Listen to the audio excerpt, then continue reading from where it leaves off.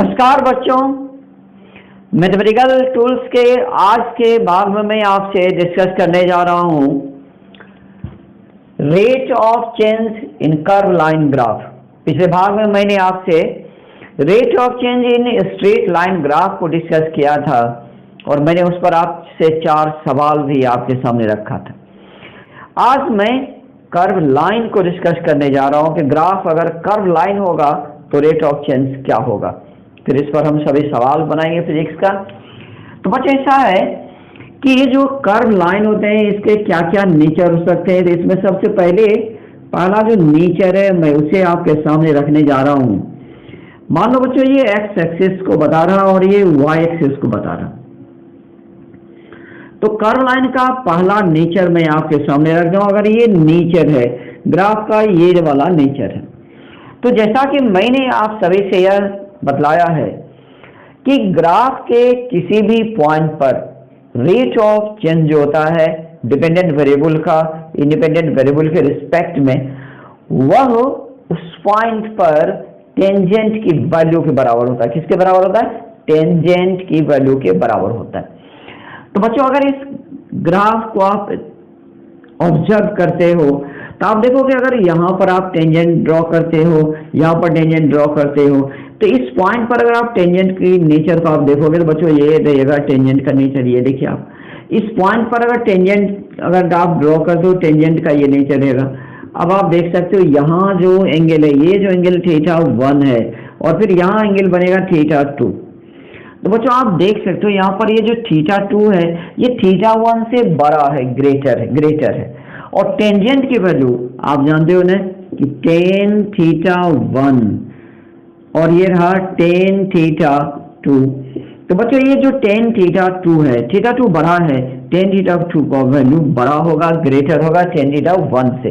इसका मतलब ये है कि इस ग्राफ में जैसे जैसे एक्स एक्सिस की ओर हम सभी आगे बढ़ेंगे तो y का जो रेट ऑफ चेंज वो इंक्रीज कर रहा है। तो बच्चे अब मैं इसे हटा लेता हूं और इसकी नेचर मैं आपके सामने रख रहा हूं कि आखिर इस ग्राफ में क्या नेचर है। तो बच्चों यहाँ पर dy/dx जो हो रहा है वो इंक्रीज कर रहा है। मैं इसे अब हटा लेता हूं, मैं आपको यहाँ पर स्पष्ट कर देता हूं कि हेयर dy/dx इज इंक्रीजिंग, ये बढ़ रहा है, ये इसका वैल्यू धीरे धीरे बढ़ रहा है। पहली बात। दूसरी बात बच्चों अब मुझे ये जानना है कि यहाँ पर जो dy/dx का वैल्यू है वह पॉजिटिव होगा या निगेटिव होगा। वह पॉजिटिव होगा या निगेटिव होगा तो ये तो एंगल की वैल्यू पर डिपेंड करता है।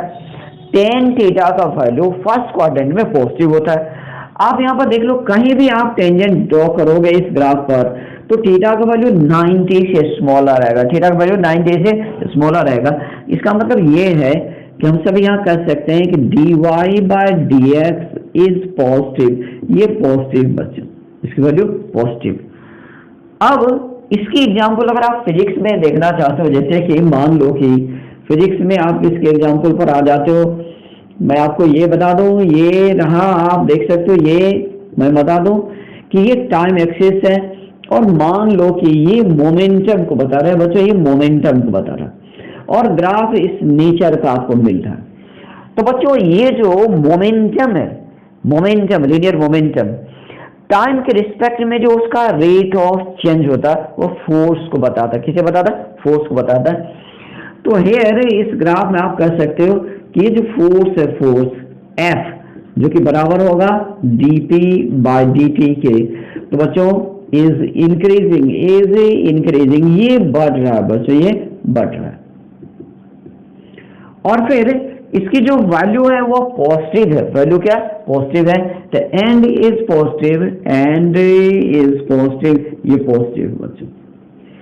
तो अगर ये मोमेंटम टाइम ग्राफ इस नेचर का आ जाता है, इसका मतलब ये होगा कि मोमेंटम का जो रेट ऑफ चेंज है टाइम के रिस्पेक्ट में, जो कि फोर्स कहलाता है, वह इंक्रीज कर रहा है और वह पॉजिटिव है।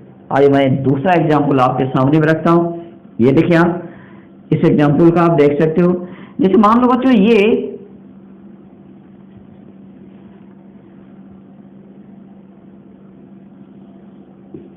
ये टाइम एक्सिस है और मान लें कि यहाँ पर ये वेलोसिटी है, ये क्या है, वेलोसिटी का एक्सिस है, और ग्राफ इस नेचर का है। तो बच्चों ये जो वेलोसिटी का रेट ऑफ चेंज होता है टाइम के रिस्पेक्ट में, वेलोसिटी का रेट ऑफ चेंज टाइम के रिस्पेक्ट में जो होता है उसे हम लोग कहते हैं एक्सीलरेशन। क्या कहते हैं, एक्सीलरेशन। तो बच्चों यहाँ पर ये जो एक्सीलरेशन है, एक्सीलरेशन ए जो कि dv बाय dt के इक्वल होता है, dv बाय dt के इक्वल होता है। तो बच्चों ये ग्राफ, इस ग्राफ में रेट ऑफ चेंज इंक्रीज करता है, तो आप कह सकते हो इज इंक्रीजिंग, ये बढ़ रहा है, इज इंक्रीजिंग। साथ ही साथ and is positive, and is positive, और ये पॉजिटिव है बच्चों। तो पॉजिटिव होने का मीनिंग क्या है, पॉजिटिव होने का मीनिंग ये हुआ कि जो एक्सेलरेशन की डायरेक्शन है वो वेलोसिटी की डायरेक्शन में, इसलिए वो पॉजिटिव है। अगर एक्सेलरेशन वेलोसिटी के अपोजिट डायरेक्शन में होता तो डेफिनेटली वो निगेटिव में आता, जिसे प्राय रिटार्डेशन कहते हैं या डिसलेरेशन कहते हैं। तो ये दो एग्जाम्पल आपके सामने में है। अगर ये मोमेंटम टाइम ग्राफ है तो यहाँ पर फोर्स इंक्रीज कर रहा है, अगर ये वेलोसिटी टाइम ग्राफ है बच्चों तो यहाँ पर एक्सीलरेशन इंक्रीज कर रहा है, क्योंकि acceleration is the time rate of change of velocity. अब भाई बच्चों और भी एग्जाम्पल मैं आपके सामने रख देता हूँ, उससे और भी आपको सुविधा होगी। तो अगर आप इसे स्क्रीनशॉट लेना चाहो तो जल्दी से ले लो, बेहतर रहेगा।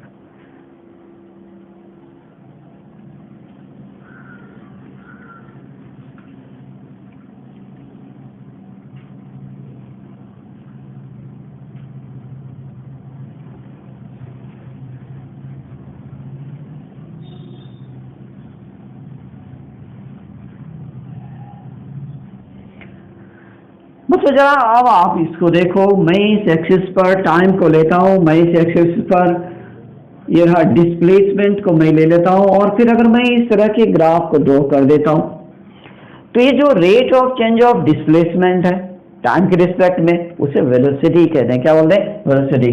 तो निश्चित रूप से इस ग्राफ में जो आप कहेंगे कि velocity v equal dx by dt, तो आप कहेंगे इज इंक्रीजिंग, ये इंक्रीज कर रहा है, ये बढ़ रहा है। और फिर इसका नेचर क्या है, पॉजिटिव है या निगेटिव है, तो is positive, and is positive, and is positive, तो ये पॉजिटिव बच्चों। तो यहाँ पर वेलोसिटी जो है वो इंक्रीज कर रहा है, क्योंकि ये जो नेचर है ग्राफ का ये इंक्रीजिंग को बताता है, इंक्रीज करता, और रेट ऑफ चेंज का वैल्यू पॉजिटिव आता है। और भी आप एग्जाम्पल देख सकते हो, जैसे मैं यहाँ पर आपके सामने एक एग्जाम्पल रखता हूँ।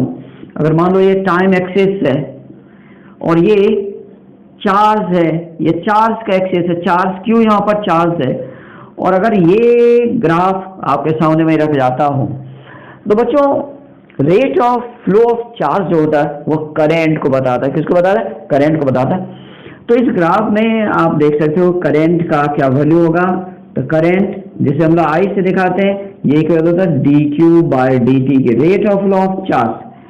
तो करंट का वैल्यू बच्चों यहाँ पर क्या होगा, इंक्रीज करेगा। तो आप कैसे होते हो कि इज इंक्रीजिंग, ये बढ़ रहा है।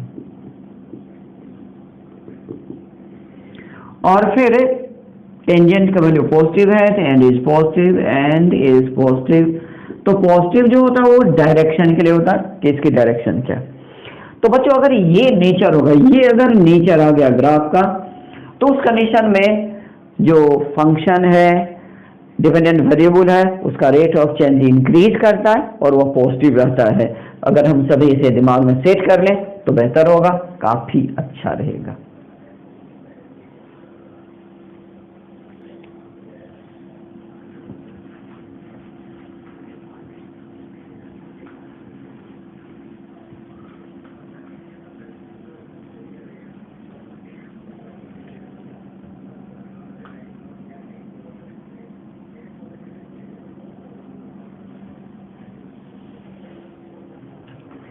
बच्चों अब जरा इस ग्राफ को देखो, अगर ग्राफ इस नेचर का होगा, इस टाइप का होगा तो क्या होगा, जैसे मान लो ये एक्स एक्सिस है, ये वाई एक्सिस को बता रहा है, और ग्राफ इस टाइप का है, ये रहा ग्राफ का नेचर। तो बच्चों यहाँ पर आप ऑब्जर्व करो कि क्या रेट ऑफ चेंज का वैल्यू, दैट मीन टेंजेंट का वैल्यू बढ़ रहा है या घट रहा है, आपको ये देखना। तो बच्चों आप देखें इस डायरेक्शन में एक्स का वैल्यू बढ़ रहा है आप एक पॉइंट यहाँ ले लेते हो, दूसरा पॉइंट यहाँ ले लेते हो। अगर यहाँ पर आप टेंजेंट की वैल्यू आप देखो, ये देखिए आप टेंजेंट की वैल्यू ये रहा θ1, और यहाँ पर जो टेंजेंट होगा इसकी वैल्यू आप देखें ये तो यहाँ आ जाएगा और ये रहेगा θ2। तो बच्चों अब ये जो θ2 है, अब आप देख सकते हो θ2 is smaller than θ1, sorry θ2 is smaller than θ1, तो θ1 इज ग्रेटर देन θ2। इसका मतलब ये हुआ कि tan θ1 is greater than tan θ2। तो टेंजेंट की जो वैल्यू है पहले ज्यादा है और बाद में कम हो जा रहा है। इसका मतलब ये है कि इस ग्राफ में आप ये कह सकते हो कि dy by dx is decreasing, ये घट रहा है। आप इसको इस तरह भी समझ सकते हो कि अगर ग्राफ स्टीप डाउन होता तो रेट ऑफ चेंज डिक्रीज करता है। आप इस ग्राफ में देख सकते हो कि रेट ऑफ चेंज ये स्टीप डाउन हो जा रहा है, इसलिए इसमें डिक्रीज कर रहा है। और अब सवाल ये है कि रेट ऑफ चेंज पॉजिटिव होगा या नेगेटिव होगा। तो बच्चों आप ध्यान से देखो, कहीं भी आप टेंजेंट खींच लो, कहीं भी आप टेंजेंट खींचोगे तो टेंजेंट का वैल्यू फर्स्ट क्वाड्रेंट में आएगा और फर्स्ट क्वाड्रेंट में tan का वैल्यू पॉजिटिव होता है। तो इसका मतलब ये है कि इस ग्राफ में हम सभी यह भी कह सकते हैं कि dy by dx is positive, ये पॉजिटिव ही होगा, इसमें कोई दिक्कत नहीं है। अब आप इसके एग्जाम्पल में आइए, मान लीजिए कि ये डिस्प्लेसमेंट है, ये टाइम एक्सिस है, ग्राफ इस नेचर का आ गया। तो बच्चों ये जो डिस्प्लेसमेंट टाइम ग्राफ है तो वेलोसिटी मिलेगा, तो velocity v equal dx by dt is, अब बच्चों इंक्रीजिंग नहीं होगा, अब ये हो जाएगा डिक्रीजिंग, क्योंकि ये घटेगा, एंड इज पॉजिटिव, लेकिन पॉजिटिव रहेगा। अगर इस ग्राफ को आप देखते हो और ये नेचर रहा, तो आप यहाँ पर ये कह सकते हो कि टेंजेंट का वैल्यू डिक्रीज कर रहा है। इसका मतलब करंट, यहाँ पर जो टेंजेंट है dq बाय dt वह आपका करंट को बता रहा है, तो करंट इज डिक्रीजिंग, अब ये इंक्रीजिंग नहीं डिक्रीजिंग हो जाएगा, अब ये घट रहा है, बट इज पॉजिटिव, लेकिन ये पॉजिटिव ही होगा, इसमें कोई दिक्कत नहीं है, बिल्कुल ही दिक्कत नहीं।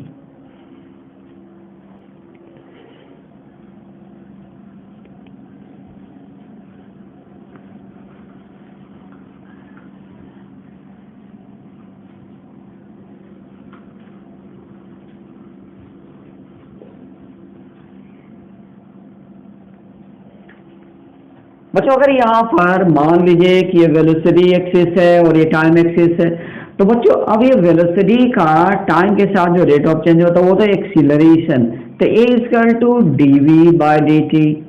तो बच्चों आप कहेंगे इज डिक्रीजिंग, ये घट रहा है, ये डिक्रीज कर रहा है, एंड इज पॉजिटिव, ये क्या होगा पॉजिटिव होगा।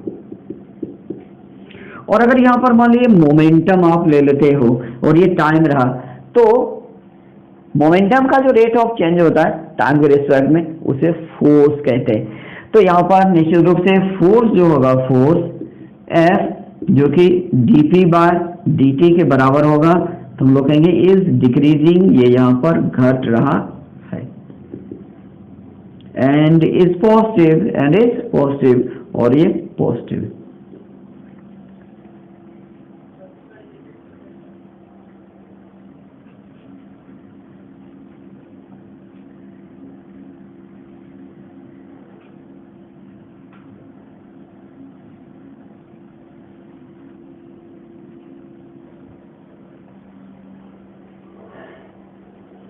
बच्चों अब जरा इस दो ग्राफ को मैंने बता चुका, दो नेचर मैंने बताया, अब आप तीसरे नेचर को आप देखिए जो मैं अब ड्रॉ करने जा रहा हूं।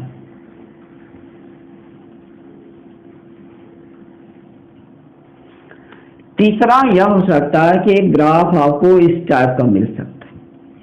अगर इस टाइप का ग्राफ आपके सामने आ जाता है तो क्या होगा, रेट ऑफ चेंज बढ़ेगा, घटेगा या कांस्टेंट रहेगा, पॉजिटिव होगा या नेगेटिव होगा। चलिए इसे हम सभी वॉच करते हैं। बच्चों यहाँ पर मैं एक पॉइंट लेता हूँ, यहाँ दूसरा पॉइंट लेता हूँ। यहाँ अगर आप टेंजेंट डालते हो, यहाँ टेंजेंट डालते हो तो थीटा का वैल्यू मोर देन 90 डिग्री, और फिर यहाँ अगर आप टेंजेंट डाल दो तो ये भी मोर देन 90 डिग्री ही आता है। तो बच्चों इस तरह का अगर आपको ग्राफ मिलता है तो रेट ऑफ चेंज का वैल्यू निगेटिव होता है। सबसे पहले तो आप ये जान लें कि रेट ऑफ चेंज जो होगा वो निगेटिव होगा, माइनस में आएगा। क्यों? क्योंकि टेंजेंट का वैल्यू सेकेंड क्वाड्रेंट में निगेटिव होता है। तो यहाँ पर आप ये कह सकते हो कि dy/dx इज निगेटिव, ये माइनस में आ रहा।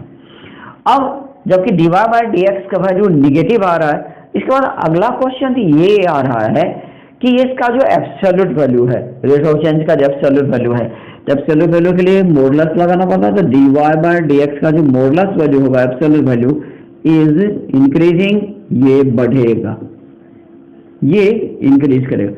इसीलिए क्योंकि सेकेंड क्वाड्रेंट में टेंजेंट का वैल्यू एंगल का वैल्यू बढ़ने से घटता है, डिक्रीज करता है। और यहाँ पर आप देखें बाद में एंगल छोटा हो जा रहा है और पहले एंगल ज्यादा बढ़ा, आप देख सकते हो। तो यदि इस नेचर का ग्राफ आपको मिलता है तो वहां पर रेट ऑफ चेंज होगा वो निगेटिव होगा, और फिर एब्सोल्यूट वैल्यू जो होगा रेट ऑफ चेंज का वो इंक्रीज करता है। जैसे एग्जांपल के लिए अगर आप ये वेलोसिटी और ये टाइम ग्राफ है और ग्राफ आपको इस टाइप का मिल जाता है, तो हम सभी कहेंगे कि acceleration A dv/dt is increasing, ये बढ़ रहा है, ये बढ़ रहा है, इंक्रीजिंग। लेकिन यहाँ पर मैं एब्सोल्यूट वैल्यू को मैं बता रहा हूँ, एब्सोल्यूट वैल्यू क्या होगा, इंक्रीज कर रहा है। And is negative, and is negative. Negative इसलिए बच्चों क्योंकि टेंजेंट वैल्यू सेकेंड क्वाड्रेंट में निगेटिव होता है, तो ये निगेटिव आएगा।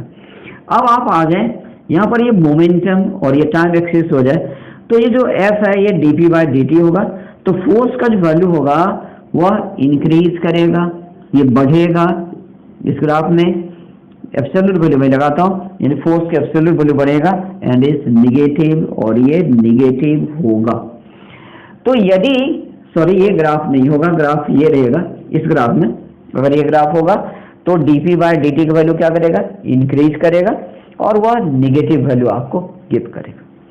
इसके बाद एक और नेचर आता है, उसे भी मैं आपको दिखा देता हूं कर्व लाइन में।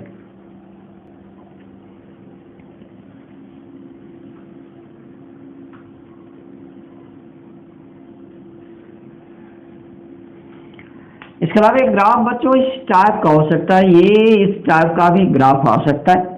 अगर इसे आप देखें तो इनिशियली इस पॉइंट को आप ले लें, यहाँ पर पॉइंट ले लें, यहाँ पर जो टेंजेंट आप ड्रॉ करोगे तो एंगल आप देख सकते हो मोर देन 90 डिग्री। यहाँ भी टेंजेंट का value more than 90 degree, second quadrant में एंगल आ रहा है। इसका मतलब ये हुआ कि dy/dx इज निगेटिव, ये तो पक्का हो गया। अब देखिए एब्सोल्यूट वैल्यू क्या होगा, तो यहाँ पर थोड़ा उल्टा है, यहाँ पर dy/dx का जो एब्सोल्यूट वैल्यू है इज डिक्रीजिंग, ये घटेगा, ये क्या होगा, घटेगा। और अगर आप एग्जांपल में देखना चाहते हो, ये वेलोसिटी और ये टाइम एक्सिस है, और ग्राफ अगर आपको इस नेचर का मिल जाता है, ये रहा ग्राफ, और फिर ये मोमेंटम है और ये टाइम है, इस नेचर का अगर ग्राफ आ जाता है तो आप कहेंगे कि a = dv/dt इज डिक्रीजिंग, ये घट रहा है, एंड इज निगेटिव, ये निगेटिव। नेगेटिव का मीनिंग ये होता है, एक्सेलरेशन नेगेटिव का मीनिंग ये हुआ कि एक्सेलरेशन जो वो वेलोसिटी के अपोजिट डायरेक्शन में, तभी वह नेगेटिव कहा जाता है। यहाँ पर आइए, ये जो मोमेंटम है और ये टाइम एक्सिस है, तो यहाँ पर फोर्स जो कि dp/dt के बराबर होगा। यहाँ पर एब्सोल्यूट वैल्यू की मैं बात कर रहा हूँ, फोर्स का मैग्नीट्यूड, तो ये हो जाएगा डिक्रीजिंग, ये घटेगा, एंड इज निगेटिव, क्योंकि ग्राफ का नेचर जो है उसमें फंक्शन का वैल्यू निगेटिव आता है, तो वहां पर निगेटिव हो जाएगा। अब मैं सभी को एक साथ लाता हूं कि कर्व लाइन में क्या क्या नेचर हो सकते हैं, मैं इकट्ठा कर देता हूं आपके सामने।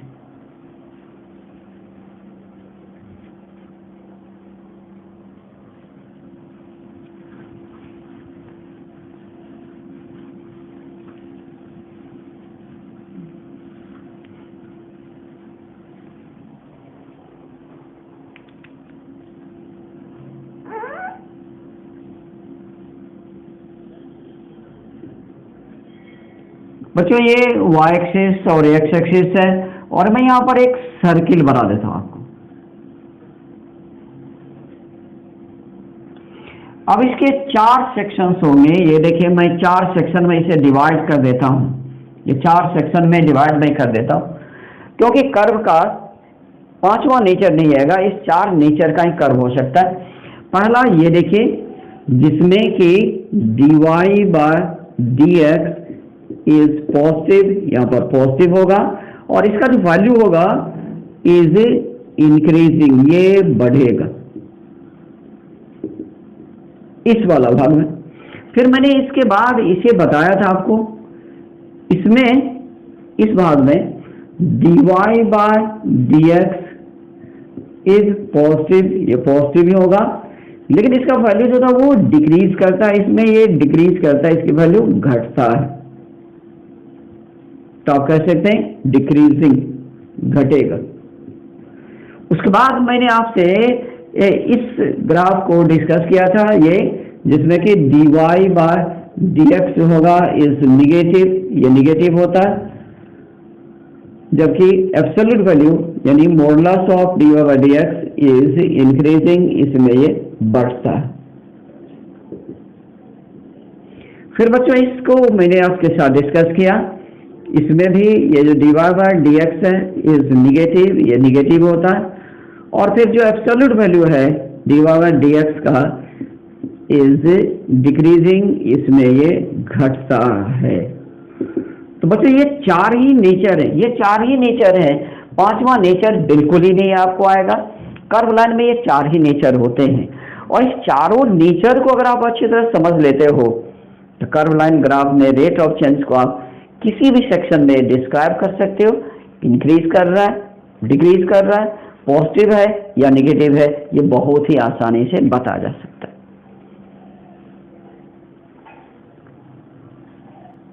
एक क्वेश्चन देखें बच्चों, यह क्वेश्चन आपके सामने लिखा हुआ displacement time graph of the motion of particle is represented below, discuss the nature of velocity between 0 to t4। बच्चों यहाँ पर आप देख सकते हो ये डिस्प्लेसमेंट एक्सिस है और ये टाइम एक्सिस है, ये 0 है और यहाँ पर t4 है। तो 0 से t4 के बीच में आपको वेलोसिटी के नेचर को डिस्कस करना है कि किस प्रकार का नेचर होगा। तो बच्चों आप देख सकते हो 0 से t1 तक, t1 से t2, t2 से t3 और t3 से t4, ये अलग अलग नेचर यहाँ पर शो हो रहा है। सबसे पहले 0 से t1 को अगर आप देखोगे तो 0 से t1 तक ये स्ट्रेट लाइन ग्राफ है, इसका मतलब स्ट्रेट लाइन ग्राफ जो यहाँ पर रेट ऑफ चेंज कांस्टेंट होगा, और यहाँ पर 0 नहीं है, कांस्टेंट है और पॉजिटिव है। तो आप तो सबसे पहले यह कह सकते हो between 0 to t1 velocity is constant, velocity क्या कांस्टेंट है, एंड इज पॉजिटिव, और ये पॉजिटिव। अब आइए बच्चों इसके बाद आप अगले नेचर को अगर आप देखते हो, ऑब्जर्व करते हो, तो ये जो t1 से t2 है, तो t1 से t2 तक ये वाला नेचर आप देख पा रहे हो।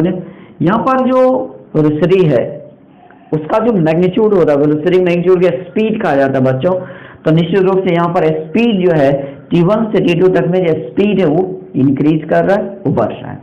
तो आप ये कह सकते हो between t1 to t2 speed, that mean magnitude of velocity is increasing, ये बढ़ रहा है। और फिर मोशन जो है बच्चों वो पॉजिटिव डायरेक्शन में, क्योंकि वेलोसिटी की वैल्यू पॉजिटिव है इसलिए मोशन पॉजिटिव डायरेक्शन में होगा। अब आप t2 से t3 के नेचर को देखिए, ये वाला नेचर आप देख लीजिए, ये जो ग्राफ है, ये सेक्शन, इसमें जो रेट ऑफ चेंज होता है वो डिक्रीज करता है, घटता है, लेकिन पॉजिटिव होता है। तो आप ये कह सकते हो between t2 to t3 speed is decreasing, तो स्पीड क्या हो रहा है, घट रहा है, ये डिक्रीज कर रहा है। और फिर अब t3 से t4 को अगर आप देखें, t3 से t4, तो ये स्ट्रेट लाइन ग्राफ है, और स्ट्रेट लाइन ग्राफ जो है वो टाइम एक्सिस के पैरेलल है। तो जब एक straight line graph independent variable के पैरेलल हो जाता है तो रेट ऑफ चेंज 0 हो जाता है, कब वहां पर थीटा का वैल्यू 0 हो जाता है, टेंजेंट का वैल्यू 0 आता है। तो आप ये कह सकते हो कि between t3 to T4, velocity is 0, velocity is 0, ये 0 है। तो कभी कभी इस तरह का ग्राफ आपको दे दिया जाता है जिसमें कि डिफरेंट सेक्शन में आपसे नेचर पूछा जाता है कि नेचर क्या होगा, रेट ऑफ चेंज का वैल्यू क्या होगा। और हो सकता है कभी कभी पार्टिकुलर एक सेक्शन से ही आपको ऑप्शन दे देता है कि इस सेक्शन में क्या हो रहा है, वहां से आपसे पूछा जाता है। तो ये बिल्कुल आसान होगा, ग्राफ में रेट ऑफ चेंज के से संबंधित जो भी क्वेश्चंस होंगे उसका जवाब देना बिल्कुल आसान होगा। बस आपको 4 सेक्शंस जो है कर्व लाइन के, वो सेक्शंस आपको याद रखना होगा। मैं आपको एक बार दोहरा दूंगा, 4 सेक्शन मैंने आपको पहला ये सेक्शन बताया था, दूसरा ये सेक्शन बताया था, तीसरा ये सेक्शन बताया था और चौथा ये वाला सेक्शन है। क्योंकि इन चारों सेक्शन को अगर आप समझ जाते हो तो पांचवा नेचर तो है ही नहीं। तो कर्व लाइन के लिए आपको 4 सेक्शन, 4 नेचर को याद रखना है, जिसमें कि 2 सेक्शन में, इस सेक्शन में और सेक्शन में पॉजिटिव आता है रेट ऑफ चेंज, इस सेक्शन में और सेक्शन में निगेटिव रेट ऑफ चेंज आता है। इस सेक्शन में निगेटिव लेकिन एब्सोल्यूट वैल्यू इसमें इंक्रीज करता है, एब्सोल्यूट वैल्यू इसमें डिक्रीज करता है, और यहाँ रेट ऑफ चेंज इंक्रीज और यहाँ रेट ऑफ चेंज डिक्रीज करता है। तो मुझे, मैं अपेक्षा करता हूँ, मैं उम्मीद करता हूँ कि आपको इससे जरूर फायदा मिला होगा। और अब आप आगे मोशन के चैप्टर में जब जाओगे और फिर लॉज ऑफ मोशन या फिजिक्स के किसी भी भाग में आप चले जाते हो जहाँ पर कि 2 वेरिएबल के बीच में ग्राफ से रिलेटेड सवाल होगा, तो उसका जवाब देना बिल्कुल आसान हो जाएगा। तो बच्चों, आज के भाग में इतना ही। तो मैं आपसे विदा लेता हूँ। थैंक यू, धन्यवाद, बाय।